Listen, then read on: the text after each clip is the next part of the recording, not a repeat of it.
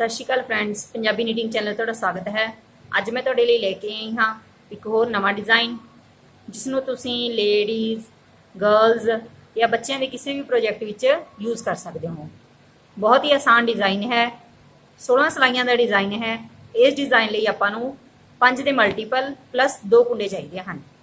ਮੈਂ ਇਸ ਸਿਲਾਈ ਵਿੱਚ 5 ਦੇ ਮਲਟੀਪਲ 20 ਤੇ 2 ਕੁੰਡੇ ਹੋਰ ਕੁੱਲ 22 ਕੁੰਡੇ ਪਾਏ ਹਨ। ਚਲੋ ਸ਼ੁਰੂ ਕਰਦੇ ਹਾਂ। 1 ਨੰਬਰ ਸਿਲਾਈ ਵਿੱਚ ਪਹਿਲਾ ਕੁੰਡਾ ਉਤਾਰੋ, 5 ਕੁੰਡੇ ਸਿੱਧੇ ਬੁਣੋ,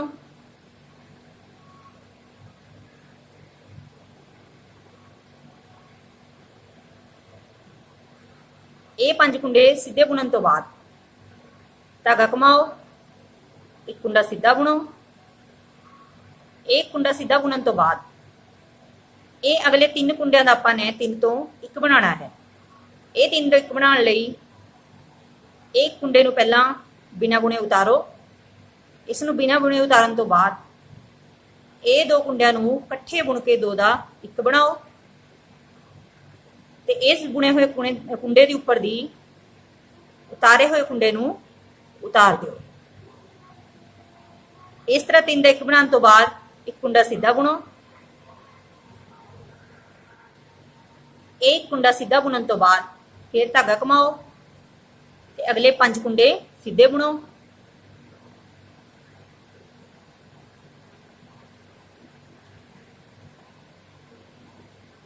ये 5 कुंडे सीधे बुनन तो बाद फिर वही पहला वाला ही पैटर्न रिपीट करना है। 5 कुंडे सीधे बुनन तो बाद धागा घुमाओ, 1 कुंडा सीधा बुनो। पहला की तरह ही ये 3 कुंडियां का 1 बनाओ, 1 कुंडा उतारो, 2 का 1 बनाओ। उतारे हुए कुंडे नूं बुने हुए कुंडे के उपर दी उतार दिओ। ये 3 का 1 बनाने तो बाद 1 कुंडा सीधा बुनो, धागा घुमाओ ते आखिरी कुंडा सीधा बुनो। इस डिजाइन दियां पुठियां सिलाइयां सारियां ही आपां ने पुठियां बुननियां हैं। 2 नंबर सिलाई ते अगलियां सारियां पुठियां सिलाइयां पुठियां बुनो। पहला कुंडा उतारो, सारी सिलाई पुठी बुनो।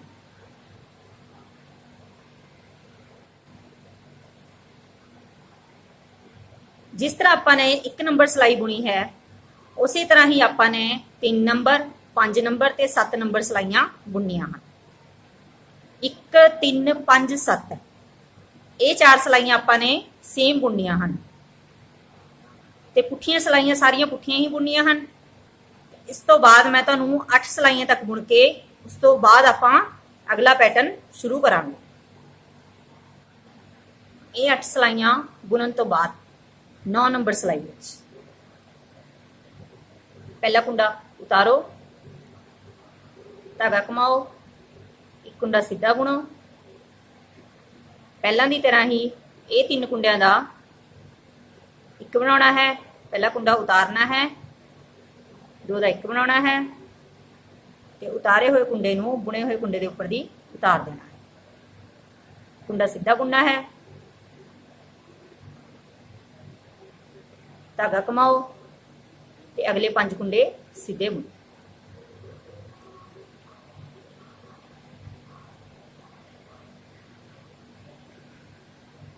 जो पहला आपां ने 8 सिलाइयां विच ये डिजाइन इत्थे पाया सी ते ये डिजाइन इत्थे ते इस नूं अगलियां 8 सिलाइयां विच आपां ने ये वाला डिजाइन इत्थे लेके आना है ते ये वाला डिजाइन इत्थे लेके आना है।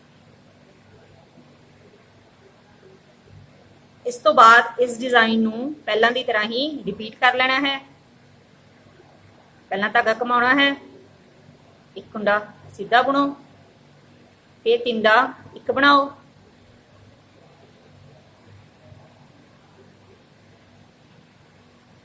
तीन का 1 बनाने तो बाद 1 कुंडा सीधा बुनो, धागा घुमाओ, 6 कुंडे सीधे बुनो।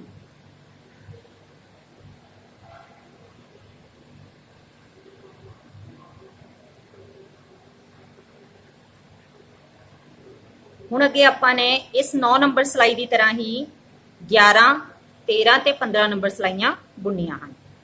पहलियां 8 सिलाइयां 1 ਨੰਬਰ ਸਿਲਾਈ, 3 ਨੰਬਰ ਸਿਲਾਈ, 5 ਤੇ 7 ਨੰਬਰ ਸਿਲਾਈ।